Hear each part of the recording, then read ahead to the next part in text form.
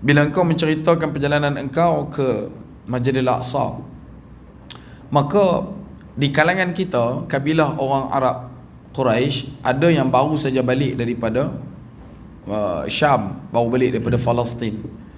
Maka mereka adalah orang yang masih lagi segar ingatannya tentang Masjidil Aqsa.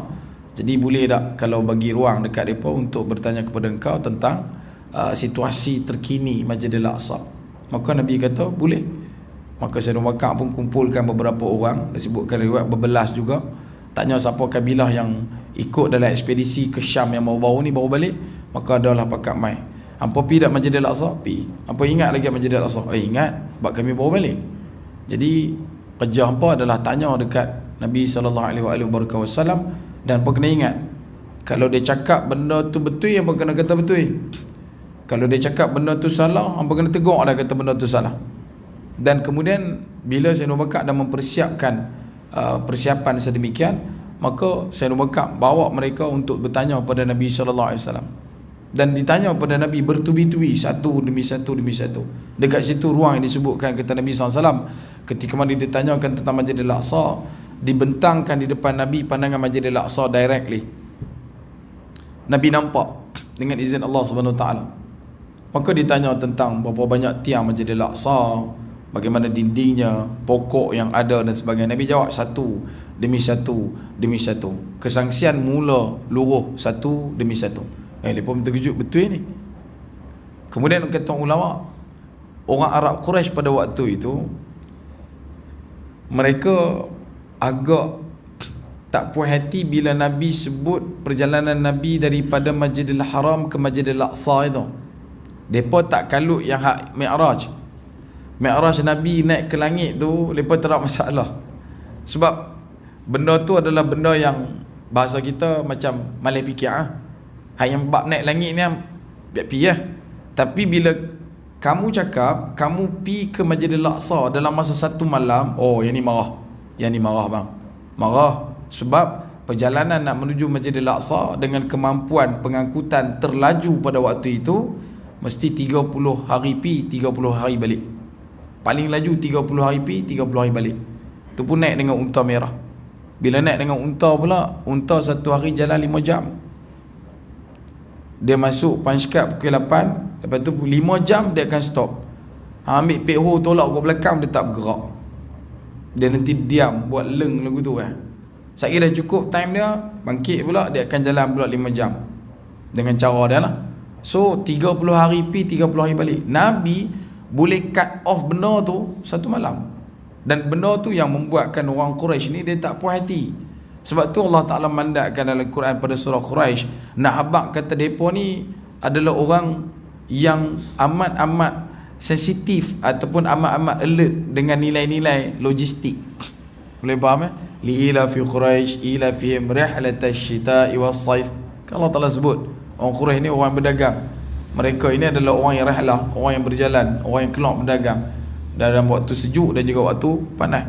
Dan dia punya keadaan mereka konsisten melakukan perjalanan pi balik merata, Yamannya, Syamnya, pergi ke Habasyah dan sebagainya.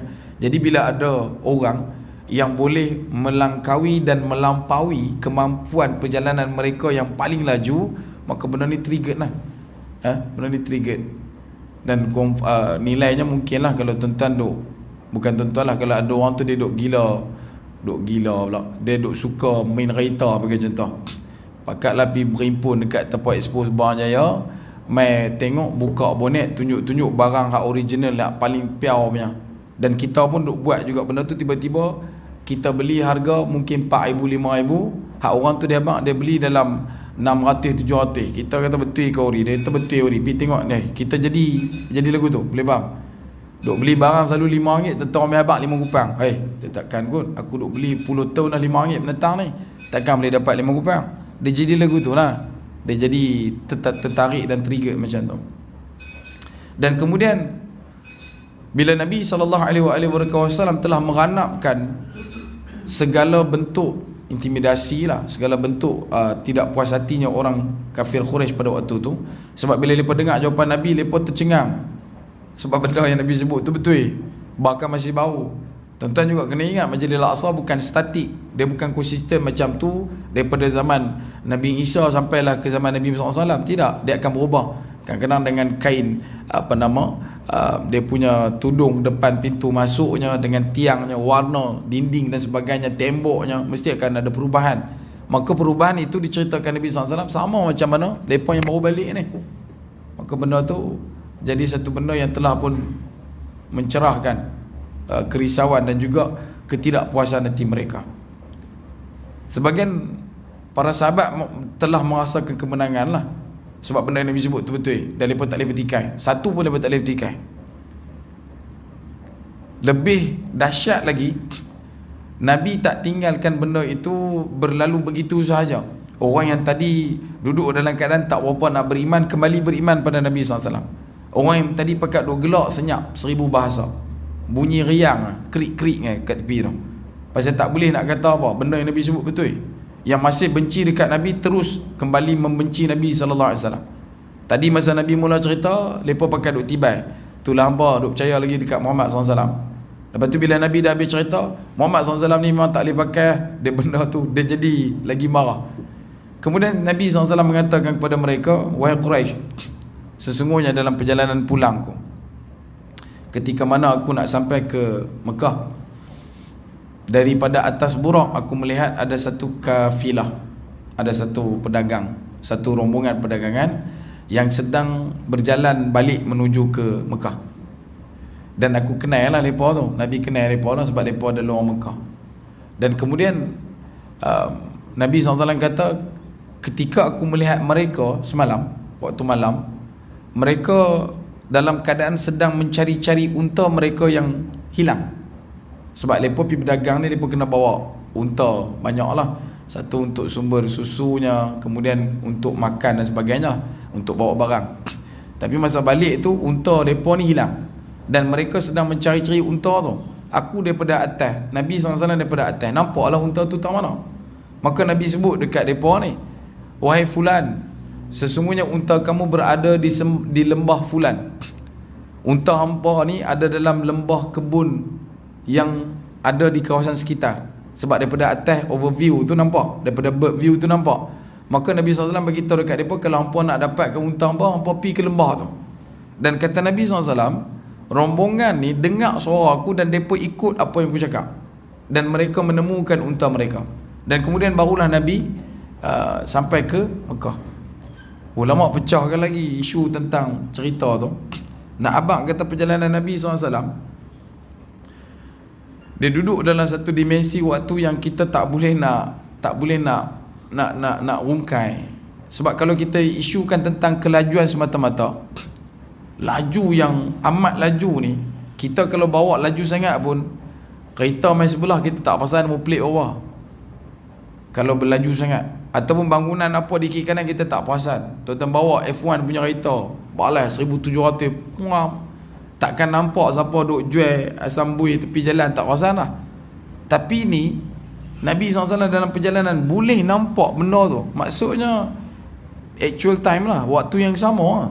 Cuma mungkin benda tu duduk dalam, orang kata apa, dimensi yang bukan kemampuan untuk kita capai. Dan kemudian kata Nabi SAW kepada orang Mekah, sesungguhnya kabilah pedagang ni akan sampai dalam masa 3 hari. Hak ni lagi suspend. Mereka ni akan sampai dalam masa 3 hari.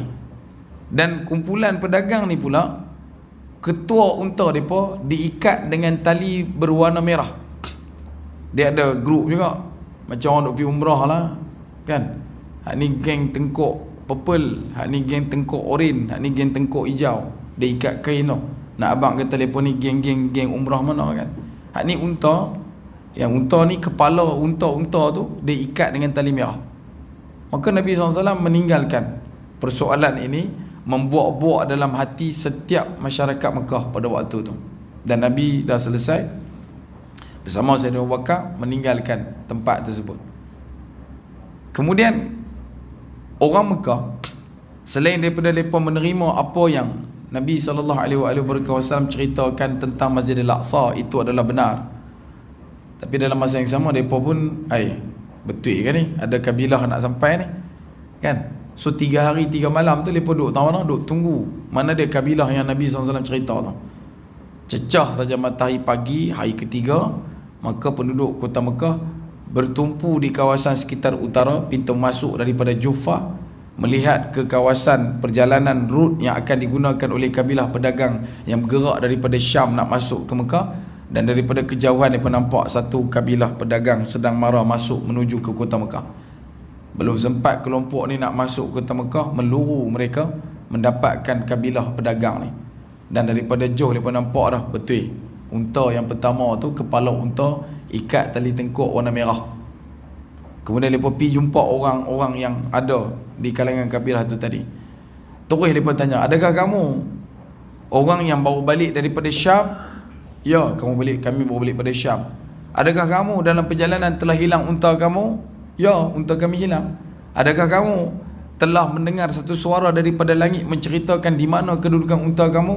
Ya, ada suara daripada langit dan kami dengar. Dan adakah kamu ikut suara tu dan kamu dapatkan unta kamu? Ya, kami ikut suara tu dan kami dapatkan unta kami balik. Kemudian ditanya, kamu tahu tak suara siapa tu? Kata, mana kami nak tahu, kami cuma dengar daripada atas saja. Dan orang Mekah mengatakan sesungguhnya suara itu adalah suara Muhammad sallallahu alaihi wasallam. Sampai terang tu kebenaran mai menginjak kepala-kepala kekafiran itu. Sampai macam tu Allah Ta'ala sediakan, Allah Ta'ala mudahkan, Allah Ta'ala tunjukkan.